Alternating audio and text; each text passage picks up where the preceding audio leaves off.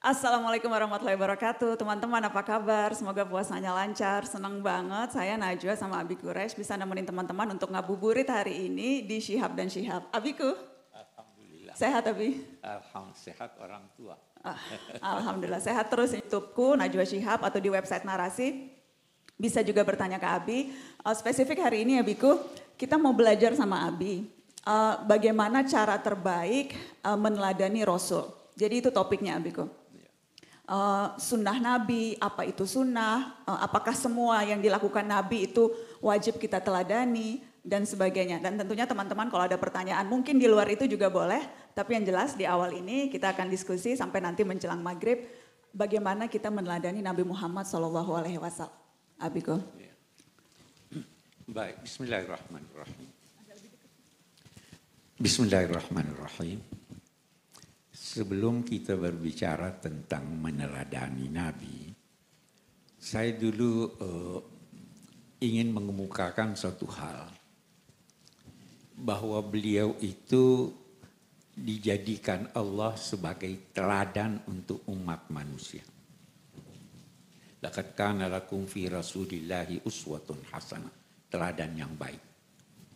Dalam konteks teladan yang baik itu, Nabi Shallallahu Alaihi Wasallam dibentuk kepribadiannya oleh Tuhan. Kalau kita merujuk ke pakar-pakar tasawuf, itu mereka menyatakan bahwa ada riwayat berbunyi kuntu nabiyan wa adam bainar ruhi wal jasad. Saya sudah disiapkan Tuhan menjadi nabi, sedang ketika itu Adam masih dalam proses antara jasad dan ruh, belum tercipta. Jadi itu tasawuf. Karena itu mereka berkata, ciptaan Tuhan yang pertama itu adalah Nur Muhammad. Sebelum Nabi Adam tercipta. Sebelum Nabi Adam, ciptaan pertama. Nah, tapi kita tidak ingin terlalu jauh masuk ke sana. Kita ingin melihat tinjauan para pakar pendidikan, psikolog, menyangkut kepribadian Nabi Muhammad. Mereka berkata, memang Nabi Muhammad SAW itu disiapkan untuk menjadi teladan. Sehingga semua faktor yang bisa mempengaruhi kepribadian beliau sejak dini itu dihindarkan dari beliau karena Tuhan yang ingin membentuknya sendiri. Apa bisa faktor-faktor itu? Kita lihat. Faktor itu yang pertama ibu bapak. Pasti. Ibu itu pasti punya pengaruh pada anak. Bapak juga begitu. Yang kedua bacaan. Yang ketiga lingkungan. Nabi Shallallahu Alaihi Wasallam ayahnya diwafatkan oleh Tuhan. Begitu selesai tuh jadi pengaruh ibu tidak ada. Beliau tidak pandai membaca dan menulis. Ya. Jadi pengaruh bacaan tidak akan ada. Lingkungan beliau itu adalah lingkungan yang sangat terkebelakang dibanding dengan Persia dan Romawi. Jadi faktor-faktor lingkungan, faktor bapak dan ibu, faktor bacaan tidak menyentuh beliau sehingga sungguh benar ucapan beliau yang menyatakan adabani rabbi fa ahsana ta'dibi. Allah yang mendidik aku sehingga sangat baik hasil pendidikannya. Gurunya menurut Al-Quran malaikat Jibril yang datang menyampaikan wahyu-wahyu Tuhan kepadanya. Itu sebabnya kita temukan di dalam Al-Quran sekian banyak petunjuk khusus buat Nabi, bahkan teguran. Karena itu cara Allah mendidik Nabi. Karena itulah sehingga terbentuklah kepribadian ini menjadi pribadi yang utuh dan dengan demikian wajar beliau untuk menjadi teladan. Itu masalahnya di situ. Ya, nah sekarang, tetapi Abiku boleh agak lebih dekat, Okay. seperti kayak karaokean gitu, Bi. Oke. Tetapi begini, banyak kegiatan Nabi. Tidak semua kegiatan itu perlu diteladani. Bahkan ada kegiatannya yang haram diteladani. Oke. Jadi kata ulama, kalau mau meneladani Nabi, teladanilah dengan cerdas. Mari kita lihat beberapa uraian. Nabi itu dalam kegiatannya bisa jadi bertindak sebagai rasul, utusan Allah. Apa yang beliau sampaikan itu pasti benar karena itu bersumber dari Allah. Bisa jadi apa yang beliau sampaikan itu adalah penafsiran dari wahyu-wahyu Tuhan. Itu pasti benar. Hadis. Tapi ada juga kegiatan beliau sebagai menjawab pertanyaan. Pertanyaan-pertanyaan yang beliau jawab itu dinamai fatwa. Tetapi fatwa itu harus beliau sesuaikan dengan kondisi yang bertanya. Sehingga tidak semua orang bisa ini. Ada orang bertanya, apa amalan yang paling baik? Dijawab oleh Nabi, salat pada waktunya. Ada lagi yang bertanya, apa yang paling baik? Berbakti pada orang tua. Ada lagi yang bertanya, apa amalan yang paling baik? Jangan marah. Itu disesuaikan dengan kondisi masing-masing. Nah, itu fatwa.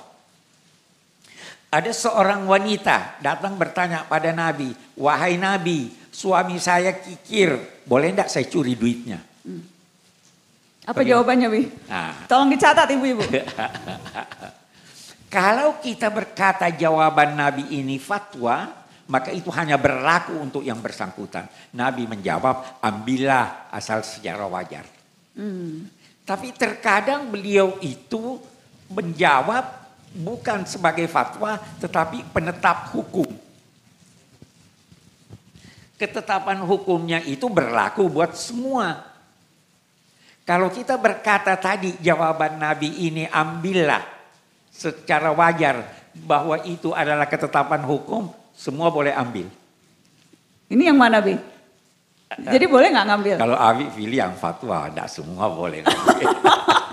Tapi kita bisa membedakannya lewat apa? Kapan itu menjadi fatwa, kapan menjadi ketetapan? Nah itulah, disitulah peranan pemikiran. Di sini ada ulama yang berkata itu fatwa, sesuai pemikirannya. Ada ulama yang berkata itu hukum. Yang ketat berkata itu hukum. Atau dalam dua tanda petik, suami yang kikir berkata itu hukum. Kamu tidak boleh. Tapi yang ini berkata itu fatwa. Boleh. Asal mengambilnya secara wajar. Jadi ini ya. Ada lagi Nabi itu sebagai politisi. Dia menetapkan langkah-langkah politik yang tentu saja disesuaikan dengan kondisi beliau. Nabi melakukan perjanjian perdamaian selama 10 tahun. Apakah kita kalau berdamai dengan musuh harus 10 tahun? Tidak harus, itu kondisi. Ya kan? Nah, ada satu hal yang kita ingin garis bawahi.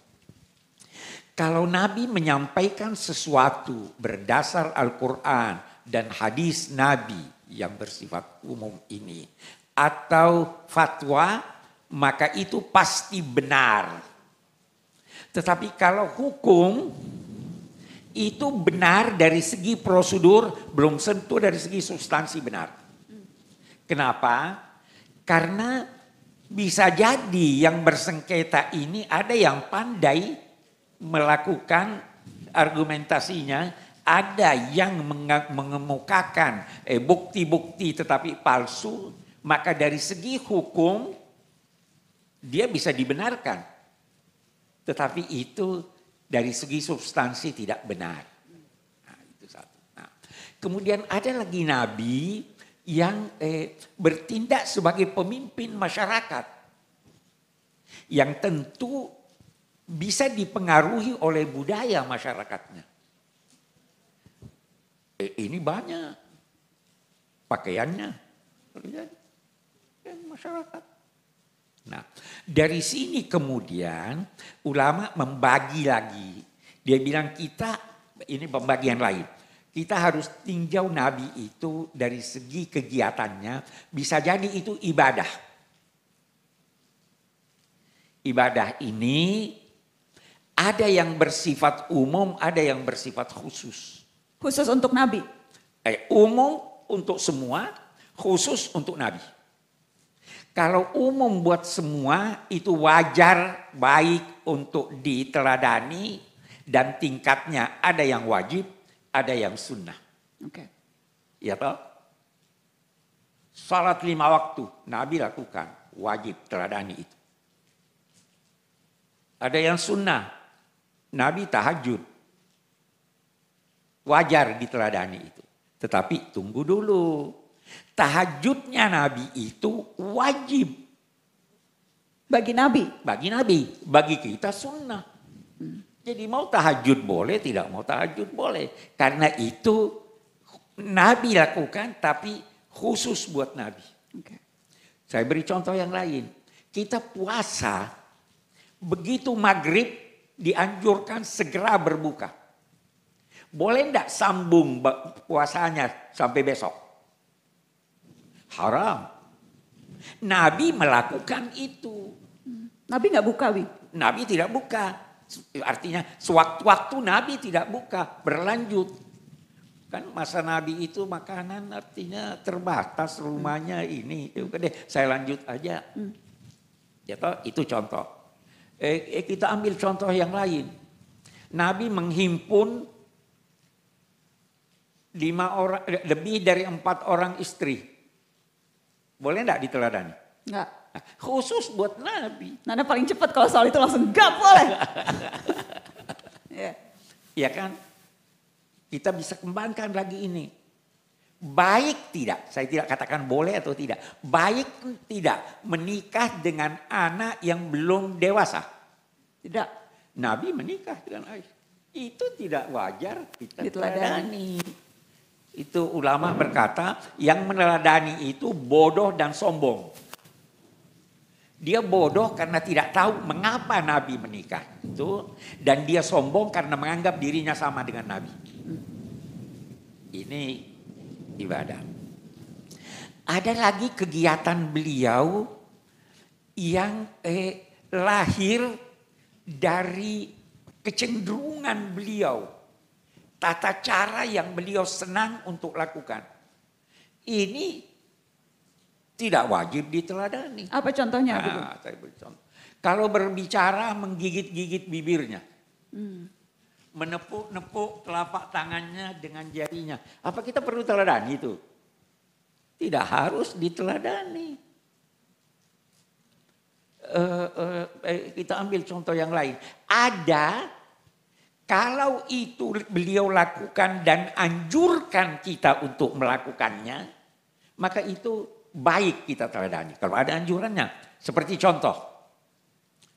Kalau tidurlah dengan tangan begini dan diarah yang jangan menekan jantung. Itu cara yang Nabi usulkan. Kita wajar teladani itu. Kalau kecenderungan pribadi, Nabi senang makan paha kambing. Bagaimana? Yang kata Baim wajib diteladani karena dia suka paha kambing. Silahkan suka, tapi jangan atas namakan Nabi. Kalau suka, silahkan. Tidak suka, jangan berkata ya kamu melanggar Nabi. Iya kan? Cara jalan Nabi, cara berpakaian Nabi, itu berkaitan dengan budaya masyarakat atau tidak? Pasti. Pasti berkaitan, tidak harus diteladani. Tetapi, kalau orang meneladaninya karena cinta pada Nabi, maka dia dapat pahala, bukan pahala karena pakai pakaian itu, tapi pahala karena cintanya pada Nabi. Jadi meneladani Nabi itu kita harus hati-hati sekali. Tidak semua apa yang kita baca, oh ini kita mau teladani Nabi ini. Kita mau teladani. Apa Bi contoh yang salah kaprah menurut Abi? Yang salah kaprah. Mungkin salah satu yang salah kaprah sekarang karena orang tidak paham pakaiannya. Budaya. Budaya itu oleh agama ini dianjurkan untuk dipelihara. Tetapi budaya itu berbeda antara satu masyarakat dengan masyarakat lain. Yang dianjurkan untuk dipelihara adalah budaya setempat.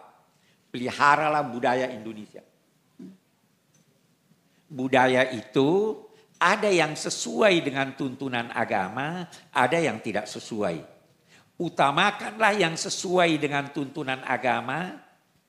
Jangan utamakan budaya orang lain yang sesuai dengan tuntunan agama. Ya. Utamakan budaya. Itu ajaran karena kita disuruh istilahnya itu ma'ruf. Laksanakan ma'ruf. Ma'ruf itu beda-beda, budaya itu beda-beda. Jadi jangan ambil budaya yang lain. Nah, sekali lagi kita berkata, kalau budaya itu kita contoh, tetapi tujuannya karena cinta Nabi itu lain persoalan. Namun sebenarnya sekian banyak kegiatan yang dapat kita lakukan mencerminkan cinta pada Nabi sekaligus bisa memelihara budaya kita. Itu pasti ada yang tidak setuju. Itu sebabnya Nabi suka pakai pici hitam. Ya kan? Pakai pici hitam.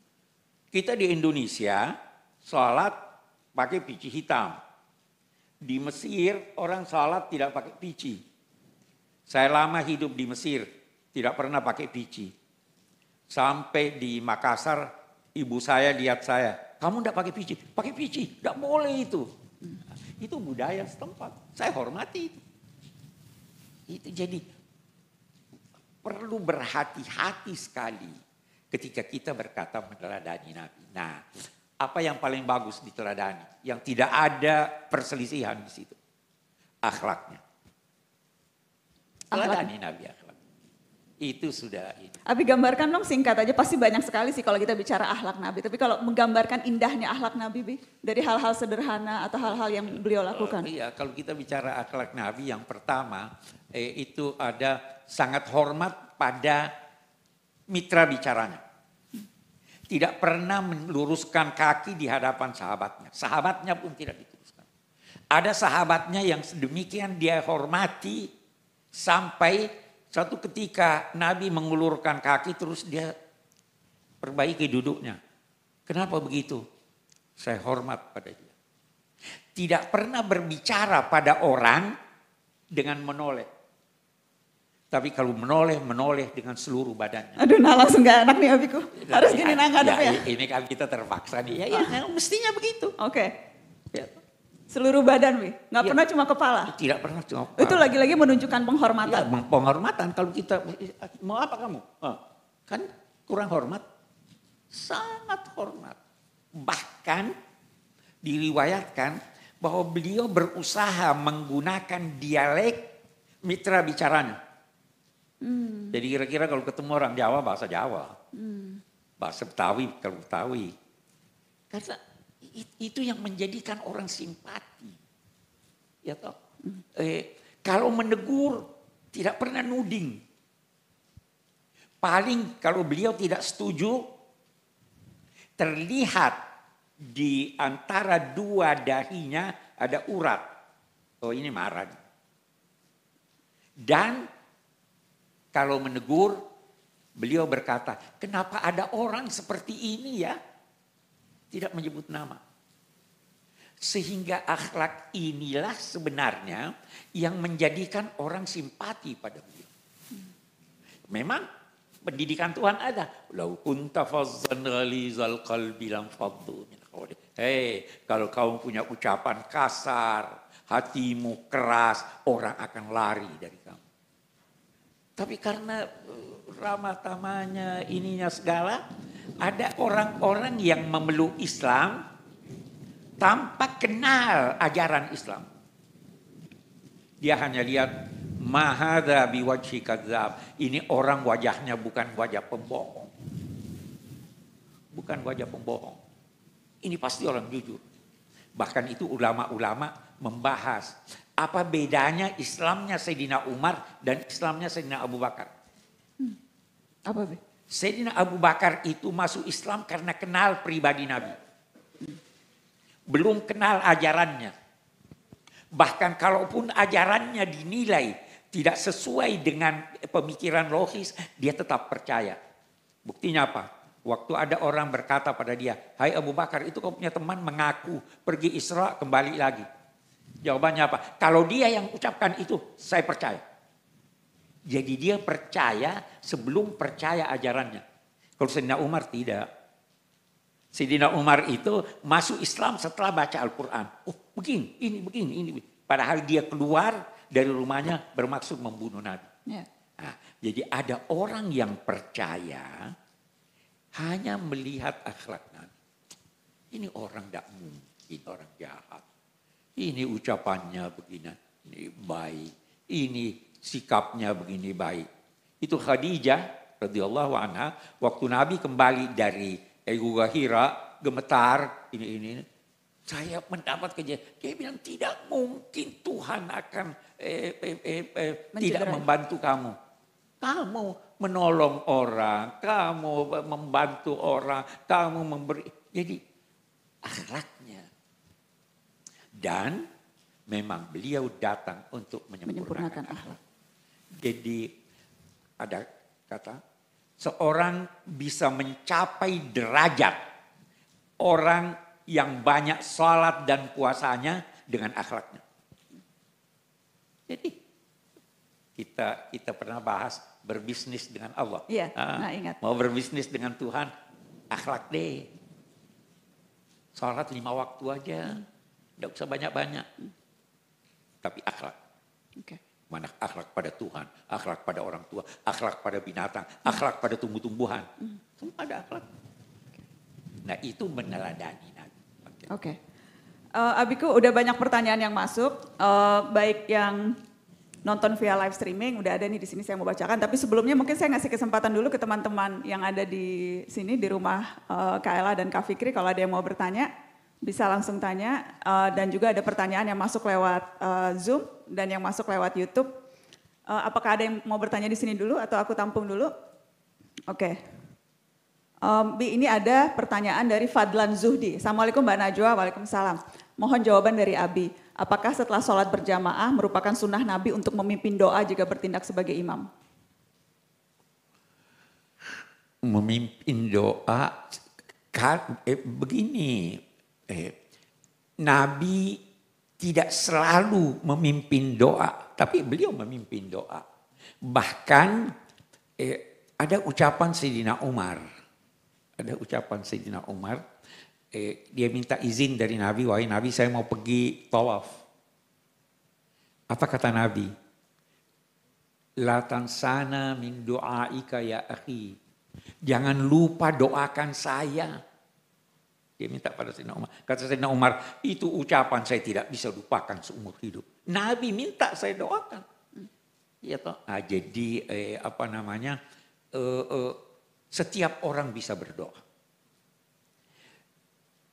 Itu sebabnya juga yang menjadi imam tidak harus orang yang terpandai.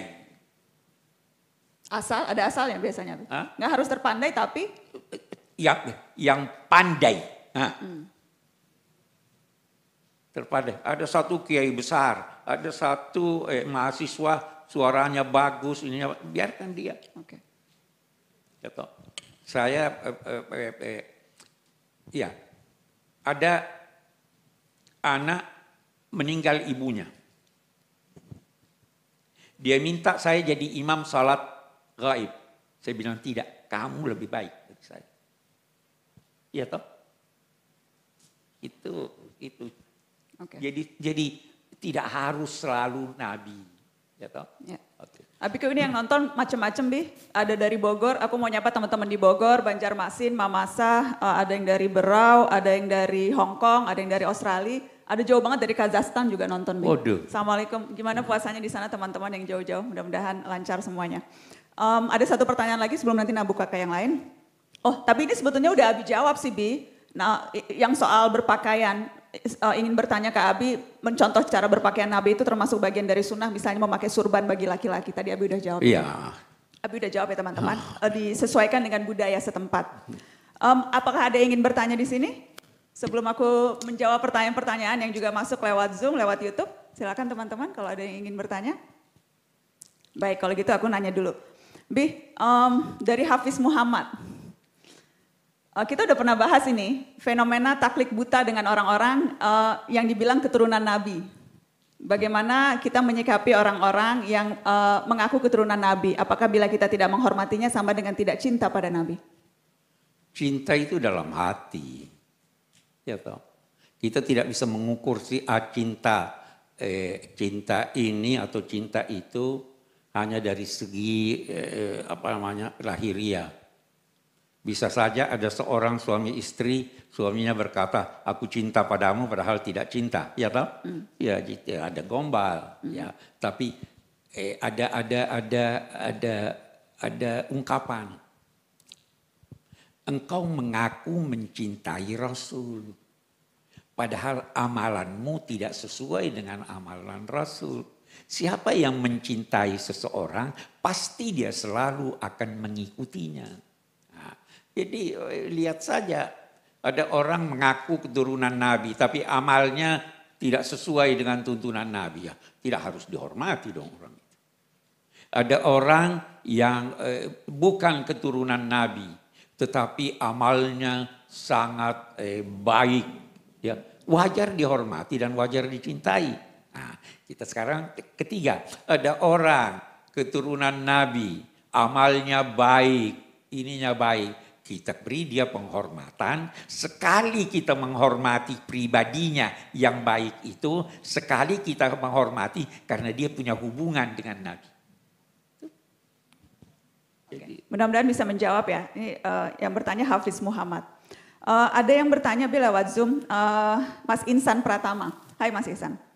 Izin bertanya Abi, jika terkait pilihan politik, apakah pilihan-pilihan politik Nabi, apakah itu termasuk fatwa, pengaturan, atau kondisional pada masa kekhalifahan pada masa itu?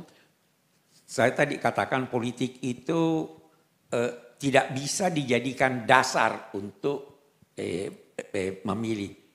Politik itu berkaitan dengan situasi, berkaitan dengan kemaslahatan, sehingga bisa jadi ketetapan Nabi itu berlaku untuk masa beliau, setelah berubah. Itu sebabnya kalau kita bicara politik, pemilihan pimpinan aja sudah beda-beda. Ya kan? Nabi tidak menetapkan Sayyidina Abu Bakar dipilih kelompok, Sayyidina Umar ditunjuk, Sayyidina Utsman panitia, Sayyidina Ali, itu seterusnya. Dalam soal politik seperti itu. Oke. Apakah saya ingin lempar lagi sebelum saya bertanya ke Abi, ada teman-teman yang ingin bertanya? Baik, Abiku kalau contoh-contoh teladan Nabi selama bulan Ramadan yang bisa kita ikuti, Bi. Apakah ibadah atau yang lainnya selama Ramadan yang spesifik dilakukan Nabi yang bisa kita teladani? Yang spesifik dilakukan Nabi itu tadarus. Beliau bertadarus dengan Jibril, malaikat Jibril. Dan dikatakan pada tahun terakhir itu beliau bertadarus 2 kali. Nah, hanya saya ingin garis bawahi, tadarus itu dicontoh oleh sahabat, tapi tadarus itu adalah bukan sekedar membaca. Tadarus itu mempelajari apa kandungan ayat ini dan berusaha mengamalkannya. Itu tidak dilepas oleh Nabi. Tentu yang tidak dilepas oleh Nabi, salat. Beliau salat malam, beliau salat tarawih, tapi di rumahnya, bukan di masjid. Nabi salat tarawih di rumahnya? Salat tarawih di rumahnya, 3 kali di masjid, terus orang berdatangan, akhirnya beliau salat di rumah. Nanti masa Sayyidina Utsman banyak orang di masjid, dia lihat semua sholat sendiri-sendiri, beliau lantas menganjurkan biar ada imam, biar kalian ikut semuanya. Nah, yang manapun kita lakukan itu baik. Hanya di masa pandemi di rumah lebih baik. Oke. Berbuka kan Abi bilang selalu dengan kurma, 3 selalu ganjil atau gimana? Ya, sebenarnya ganjil itu disukai Nabi. Innallaha witrun yuhibbul wit. Tuhan itu ganjil, dia suka yang ganjil. Karena itu kita lihat ya, bilangan tasbih 3 kali, 33 kali, banyak yang ganjil-ganjil itu. Jadi karenanya makan kurmanya 1, 3 atau 5 gitu ya, Bi? 1, 3. Saya tidak tahu apa Nabi makan 5 atau hanya 3. Tapi ganjil sunnahnya itu. Ya, baik. Teman-teman ada yang ingin bertanya? Silakan saya kasih kesempatan. Kalau ada yang ingin bertanya? Baik, sambil menunggu. Abiku, kalau kita bicara Nabi, Nana ingat kita pernah membahas ini spesifik waktu itu Maulid. Dan itu banyak sekali yang kemudian senang. Menggambarkan pembawaan dan fisik Nabi. Itu kan selalu rasanya menggetarkan hati. Bagaimana sih wajah Nabi, bagaimana rambutnya, bagaimana? Sebelum sampai ke sana, ada orang berkata bahwa Nabi Yusuf itu adalah manusia yang paling tampan. Ya. Betul, beliau sangat tampan. Tetapi Nabi lebih tampan. Hanya bedanya apa? Ini saya dapat dari guru saya. Bedanya bahwa Nabi terlalu berwibawa. Sehingga orang tidak bisa menatap beliau. Sahabat-sahabatnya, kalau lihat beliau itu tunduk. Jadi wibawanya menutupi keindahannya. Kalau Nabi Yusuf tampan, tapi kita hormati beliau Nabi, beliau ini. Tapi wibawanya tidak sebesar wibawa Nabi. Buktinya apa? Dia disuruh keluar oleh Zulaikha. Keluar, orang lihat dia dan sebagainya. Jadi itu wibawa itu tidak ada. Nabi itu tampan dan berwibawa. Nah, yang kedua, Nabi SAW itu mencintai sebelum dicintai. Mencintai sebelum dicintai. Guru begitu. Jadi kalau ada yang salah, kecintaan Nabi kepadanya menegurnya dengan baik, sehingga yang ditegur menerimanya dan respek pada Nabi. Ada orang dari pegunungan, dulu masjid belum kayak kita sekarang bersih dan sebagainya. Dia maaf buang air kecil di areal masjid.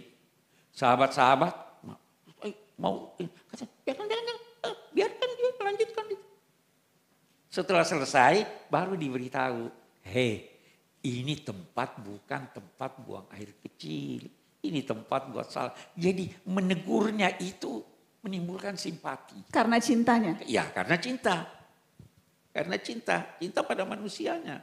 Jadi itu kan ada ungkapan, kita benci penyakit bukan orang sakit. Iya kan? Kita benci keburukan, bukan orang yang berbuat keburukan. Nabi begitu. Nah, dan tampan sekali. Ada riwayat menyatakan, ini mungkin agak orang yang jarang membaca sirah, tidak tahu. Katanya, saya tidak pernah melihat sosok yang begitu tampan, baru dia lukiskan Nabi. Yang rambutnya terurai, teratur sampai ke ujung telinganya. Dan dia memakai baju merah. Jadi Nabi pernah pakai baju merah loh. Ma ra'aitu min zilimmatin sauda fi hullatin hamra ahsana min Rasulillah sallallahu alaihi wasallam. Saya tidak pernah lihat satu orang yang rambutnya terurai dan memakai baju merah yang lebih indah dari Nabi sallallahu alaihi wasallam. Jadi ini apa namanya, ini apa nih, Tuhan ciptakan begitu sehingga sosoknya sudah menjadi daya tarik. Sosoknya menjadi daya tarik sebelum ajarannya. Karena itu ada orang-orang yang murtad begitu Nabi meninggal. Sudah tidak ada. Tuhan menginginkan kita itu mencintai Nabi karena ajarannya. Baru kemudian karena sosoknya. Jadi sangat indah. Oke. Abiku, ini ada pertanyaan dari Wildan Lukman. Assalamualaikum Mbak Nana dan Abi Quraisy. Izin bertanya ke Abi. Rasulullah tidak pernah berinteraksi secara langsung dengan ayahandanya. Jadi bagaimana sunnah atau teladan Nabi terhadap seorang ayah atau bapak yang benar-benar dicontohkan oleh Rasul? Banyak sekali. Jadi memang Nabi tidak berinteraksi dengan ayah beliau. Tetapi dari tuntunan-tuntunan Al-Quran, kita akan menemukan sekian banyak tuntunan bagaimana berinteraksi dengan orang tua walaupun non-muslim. Itu ada di Quran. Wasahibhuma fid dunya ma'rufa. Temani orang tuamu dengan baik selama kehidupan dunia ini, selama dia tidak memaksa kamu untuk memeluk kemusyrikan. Nah, itu yang Nabi praktekkan dan itu yang Nabi ajarkan. Ada seorang anak, kita lihat ini orang tua. Ada seorang anak mengadu pada Rasul. Orang tua saya selalu minta duit. Jadi dia katakan, panggil ayahmu kemari. Biar saya mau tanya dia. Sebelum orang itu sampai, malaikat Jibril turun. Wahai Nabi, sebelum kamu tanya dia, sebelum kamu minta penjelasan dari dia, tanya dia. Apa yang terbetik dalam hatimu sewaktu engkau berjalan memenuhi panggilan? Dia bilang tidak ada wahai Nabi. Dia bilang ada. Sampaikan itu. Orang itu berkata, dari saat ke saat kami selalu mendapatkan bukti bahwa memang engkau adalah utusan Allah. Benar, ada terbetik di dalam hatiku. Tetapi aku tidak ingin orang tahu. Apa itu? Aku mengeluh, anakku ini tidak memperlakukan aku dengan baik. Padahal aku tidak minta kecuali diperlakukan sebaik perlakuan orang terhadap tetangganya. Tidak minta apa-apa. Jadi bagaimana? Dia ceritakan apa yang diunek-uneknya. Nabi terus panggil anaknya. Hei, engkau dan hartamu milik ayahmu. Engkau dan hartamu milik ayahmu. Ayahmu minta. Dia bilang dia sakit waktu kecil. Saya yang lebih sakit dari dia. Dia tidak tidur. Saya berupaya untuk menidurkan dia. Keluhan-keluhan ayahnya. Yang dia tidak ingin orang tahu itu. Allah tahu. Maka Nabi disuruh beritahu. Ungkapkan. Nah, jadi Nabi memberi tuntunan menyangkut penghormatan kepada ibu bapak itu melalui tuntunan Al-Quran atau melalui wahyu Tuhan yang disampaikan pada Nabi. Karena itu misalnya ada anak mau pergi berjuang dengan Nabi. Dia bilang tidak, kamu dengan orang tuamu.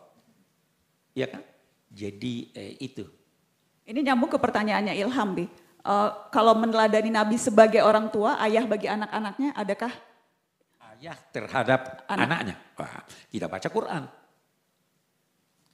Di Quran ada diajarkan bagaimana Nabi Ibrahim bersikap pada orang tuanya pembuat berhala. Nabi Ibrahim, kita baca itu ayat sangat indah. Beliau berkata, ayahku, apakah engkau menyembah sesuatu yang tidak wajar untuk disembah? Ayahnya marah, diam kamu. Anaknya berkata, wahai ayahku, aku mendapat informasi yang tidak engkau dapatkan. Sambil dia memanggil ayahnya dengan ya abati, wahai ayahku tercinta. Coba lihat, dia tidak mengaku pinter. Dia mengaku, saya mendapatkan informasi, ini bukan dari saya. Ayahnya marah. Jangan tampakkan wajahmu padaku. Nabi Ibrahim berkata, saya akan pergi sambil mendoakan kamu.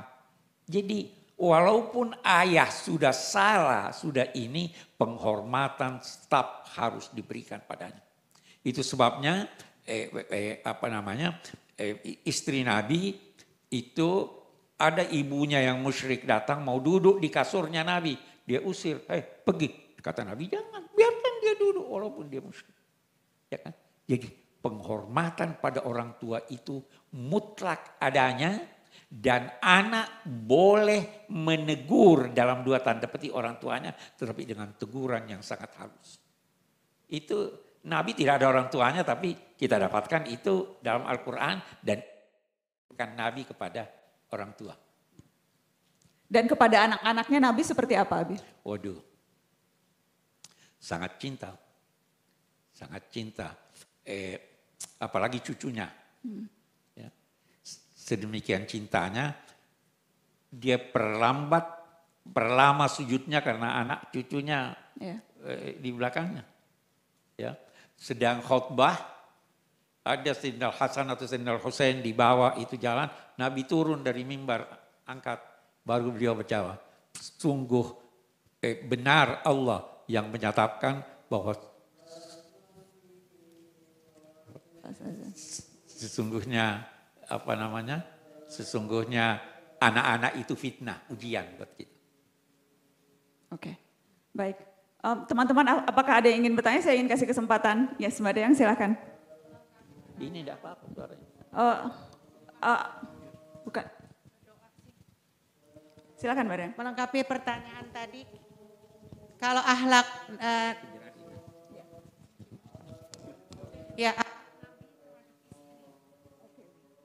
Akhlak Nabi terhadap istri ya, Biku? Satu saya berikan contoh. Ada istrinya ingin naik menunggang unta. Untanya sudah duduk, istrinya belum bisa naik. Apa yang dilakukan Nabi? Dia pasang lututnya, pahanya, istrinya disuruh naik di pahanya, baru naik menunggang unta. Begitu penghormatannya pada istrinya. Begitu